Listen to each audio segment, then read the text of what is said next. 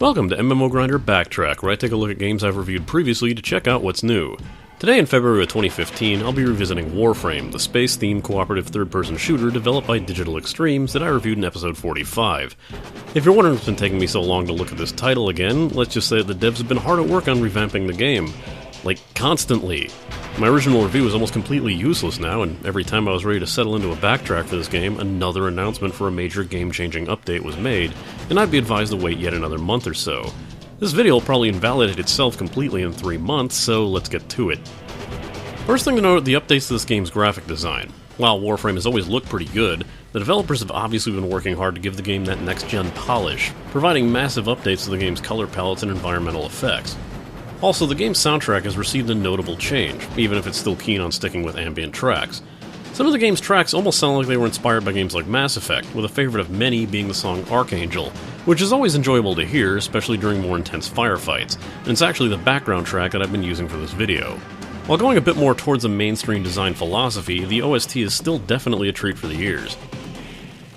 Character models have also received some much-needed attention, especially with the boss designs. Where before, many bosses were just slightly different versions of normal enemies found during most missions. So similar, in fact, that sometimes I didn't even know I'd been fighting a boss until the Lotus told me I had defeated it. The bosses now have a much more unique look and heavy gameplay mechanics to their fights. This does a lot to give the bosses more individuality and makes them a much more unique experience compared to fighting just another Grineer in different colored armor.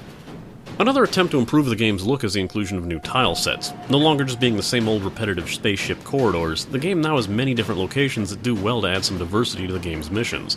There's areas like an overgrown forested Earth, frozen moons, shipyards, new infested ships that are truly atmospheric and creepy, and the floating facilities on Jupiter, which seem very reminiscent of Star Wars Cloud City. With even more locations planned to be included in future updates, it'll be interesting to see how the devs expand the game's universe. In terms of controls, the game hasn't changed much, except for one addition, referred to as Melee 2.0.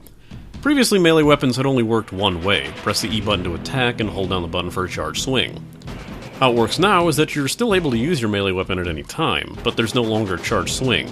Instead, if you hold down the switch weapon key, defaulted to F, you can now draw out your melee weapon as your primary source of attack. What this will allow you to do is when you hold down the right mouse button, you can use your melee weapon to block incoming bullets and allow you to get close to an enemy while taking less damage. Also, by holding the left mouse button, your character can then charge up their weapon with energy, which acts similar to the original charge attack, doing more damage but at the cost of a small amount of your Warframe's energy. This update also included the addition of stance mods, which take up their own ability slot and allow you to perform various combo attacks when your melee weapon is drawn. If this is your first time playing the game or you just haven't updated it in a while, the change that you'll notice right off the bat is the inclusion of a brand new tutorial. Where before you'd just be thrown into a white void, the tutorial now starts off with your Tenno being awoken by the Grineer commander, Vor, and then being contacted by the Lotus, who proceeds to explain the game's mechanics as you make your way toward an old Tenno spaceship and make your escape. The tutorial also works as the starting point to Warframe's newly implemented quest system, as you must go on a series of quests to get the ship fully functional again, as, in story, it's been dismantled by the Grineer, much to the annoyance of the ship's AI Ortis, who requests you go on a series of missions to collect items and restore the ship's functions, all while acting like a snarky psychopath with bipolar mood swings. These missions also work as an intro to the game's various game modes, introducing a few new modes as well. These modes include Survival, where your life support of the ship is turned off, and you have to gather life support pods and canisters while fighting off waves of enemies. Extraction, where you must kill enemies holding power canisters to power various scanners and extractors, which grants you resources or blueprints. Interception, which is basically like a point capture. Mobile Defense, which is like the original form of defense, except you must transport a data unit from one terminal to another and protect each one until the time runs out. Hive, which is an infested form of the original Sabotage mode, where you must destroy various hives. After each hive is destroyed, various effects take place, like less gravity or poisonous gas clouds. Spy missions require players to locate consoles found in data vaults, which are special rooms featuring heavy security and advanced defense mechanisms. Breach all 3 data vaults and hack the access console in order to extract the data. There's also Solar Rail missions, a PvP mode in which one team of Tennos seeks to destroy a Solar Rail facility, while the other team seeks to protect it, with each team respawning from a shared pile of lives. Concerning your ship, once you've repaired it, it acts as your character's base of operations. Here you can access the armory, forge, market, mission map, and the like. Also available on the ship is the Codex, which not only allows you to select other quest lines, including quests to unlock newer Warframes, but also access a wide variety of interesting information, such as game lore, Warframe info, and weapon stats. One can also use scanners, available in the market for a small amount of in-game currency, to scan enemies during missions and reveal info on what planets the enemies will show up on, their elemental weaknesses and resistances, and what mods specific enemies will have the potential to drop. Speaking of mods, the modding system has received yet another update. Ability mods have now been completely removed from the game. Now, instead of having to slot your abilities in one of your precious few mod slots, the abilities are now part of your Warframe and unlock and level up as the frame does. While this is a welcome change, it does come with one minor drawback, as the number of available mod slots has been reduced from 10 to 8, although this isn't as bad as it may seem. If you wanted to use all of your Warframe's abilities previously with the old mod system, you would have only had 6 slots left. And those of you who may have used any of your valuable formas to change the polarity of those slots, don't worry, as you've had them refunded to you.